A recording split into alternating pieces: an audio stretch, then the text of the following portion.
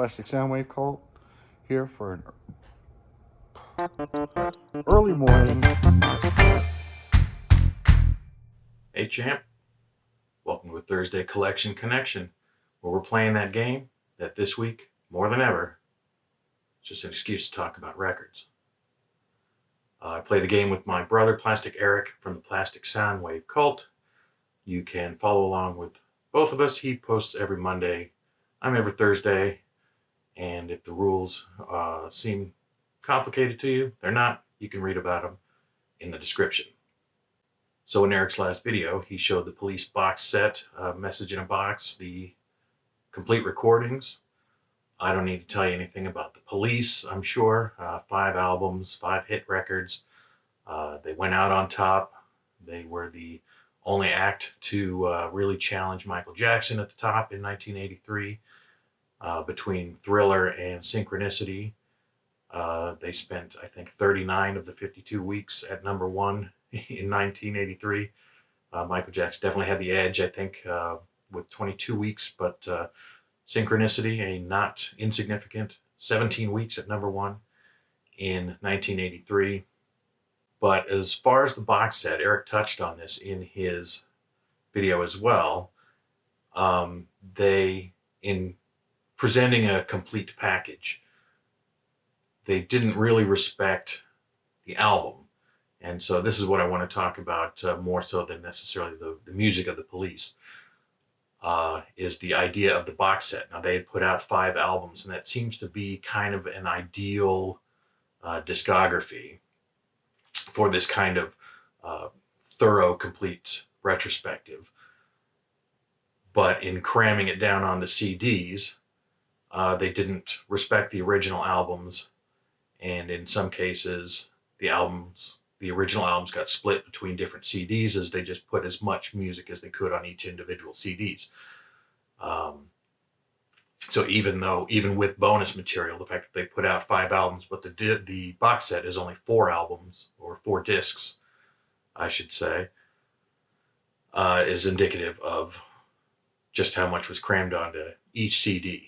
And I think that is unfortunate. I have the Message in a Box set, but I was familiar with the original album sort of as they came along. And so getting that material all at once wasn't as big a deal because I already had a pretty good familiarity with each individual album. However, I bought a couple of box sets since then that purported to do the same thing. I bought a Jam box set for the Jam, and they had put out 6 albums. Coming from a standpoint of being more familiar with a handful of tracks from the Jam, it was just too much, kind of all at once. It was like, here's 137 tracks or whatever it was, and it's just too much, and I never really ingested it.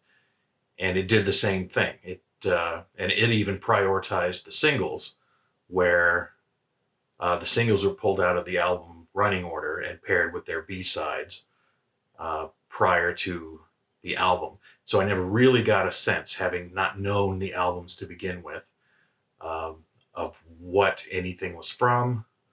I actually went back in and manually respect the whole thing to pull those albums, both with the police box set and with the Jam, to recreate the original album, so at least I could get a sense of an album at a time for what it was.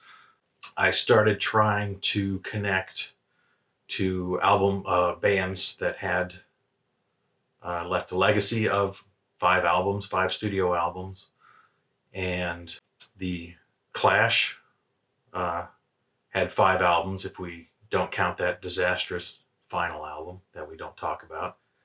And the Velvet Underground had 5 albums, 5 studio albums, if we do count the disastrous final album that we don't talk about. And I actually have the Velvet Underground box set, which would have been an interesting connection, but I realized that assigning somebody a box set to listen to and absorb in just a couple of days is really kind of a jerk move. So I didn't do that. And I couldn't come up with anybody else who had sort of a 5 album discography. And so for my actual connection, kind of a cheapie, it was more something I hit upon that I found a record that met the criteria that I thought would be a fun album to talk about. So even though the connection is not great, um, the Police re-recorded "Don't Stand So Close to Me" in 1986, released it as a single that was supposed to, I think, be one of several that they were going to re-record at the time, but it just turned out that they did not get along in the studio at all. So they only banged out that one track, which I think even Stuart Copeland had an injury of sorts, and so it's just a bizarre situation. But because it is the complete recordings, the box set includes both the original version of "Don't Stand So Close to Me" and the re-recorded version of "Don't Stand So Close to Me." And so I picked an album that had two different studio recordings of the same song. It's not necessarily the most unusual thing. I could have gone with like Frank's Wild Years from Tom Waits, which has uh, multiple iterations of Innocent When You Dream, I think, and I think even one other song. I didn't actually pull it out and look at it before this. The Proclaimers' first album has both a band version and an acoustic version of Letter from America on it. But what I thought would be fun to talk about is the 1979 debut album by The Records, Shades in Bed, in the UK.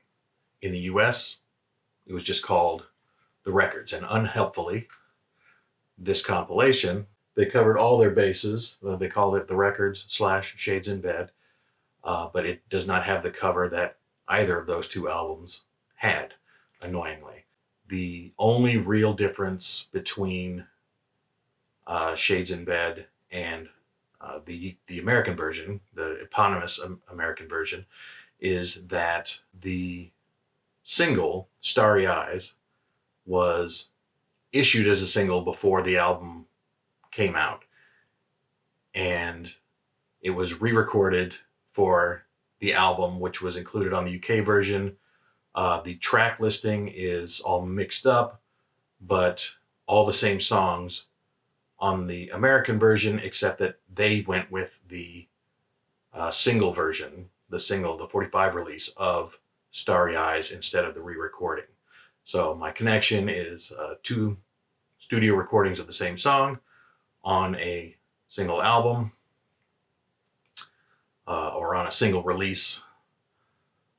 So again, kind of cheapy, but I thought it would be fun to talk about The Records' 1979 debut album, which is, if not a power pop classic exactly, Starry Eyes is a power pop classic single. I have a couple of covers of it too by Too Much Joy and They Might Be Giants. It's kind of an enduring early stage power pop classic record. Annoyingly for them, that while not being a big hit, it was their most significant hit.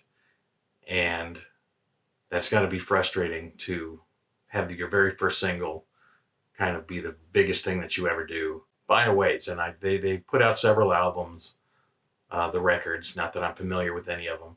I go through periods of when I am hankering some of these classic singles, whether I want to get the original album that they came on or whether I want to shortcut it and see if I can find it on some sort of compilation that's going to have a little more meat on its bones. But this album was described in reviews as having a lot of meat on its bones, that it was packed with potential hit singles that never were. And that's true.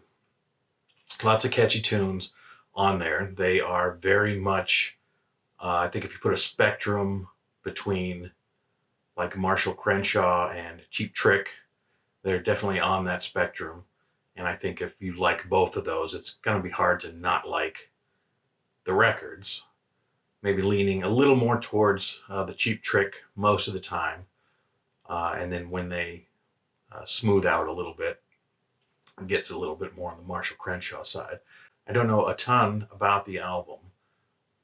It was kind of an impulse purchase just when I got that hankering for Starry Eyes. And the original album, either version, did not see a CD release until this came out in like 2002, I think. Yeah, 2002 was licensed by On the Beach Recordings. And so this very nicely, it replicates the UK track listing, but then includes tracks from a 4-track EP that was issued initially with the first pressings of the album, and then the singles and B-sides, the non-album singles and B-sides. So it includes then the US version, the original version of Starry Eyes, along with its B-side, single that was called Rock and Roll Love Letter. It's actually quite good. Was intended, to be their big follow-up single, but it tanked, and so they pulled it off the album at the last minute. But it's a good track, and plus it's B-side, and so this is a nice, succinct sum up, sort of their debut era recordings. But it has a completely different cover. The weirdest thing that I found out about this album while researching this week is that it was, this is bizarre to me, co-produced, not co-produced in the sense that two of them sitting side by side, but some tracks were produced by one, some produced by the other, but it was co-produced by Mutt Lange and Tim Friese-Greene. Mutt Lange being the legendary producer soon after this of some of the greatest selling albums of all time, like Back in Black, the Shania Twain discography, the Def Leppard biggest albums, the Cars' Heartbeat City. So just some huge, huge albums. And Tim Friese-Greene was an essential architect of the progression of Talk Talk. And so both of these guys lending a hand, putting their hands on this just late 70s power pop record kind of blows my mind a little bit. It's very interesting to me. But I couldn't name a person in the band. I've been looking at it and I can't remember their names to spit them out here for this video. But I think it's just a quartet of guys out of England doing stuff very much in the Cheap Trick vein, following on from the Big Star vein. It's really easy to like. Starry Eyes is a fantastic classic single. And I'm hoping Eric will enjoy it. Maybe you can cue it up. You can listen to, I'll put Starry Eyes in our playlist. You may not know it by name, but there's a good chance that when you hear the song, you'll go, oh, that one. Yeah. Great classic singles. So that's all I got. If you made it to the end, thank you for watching. Look for Eric's video response on Monday, and I'll see you later. Thanks for watching. Bye-bye.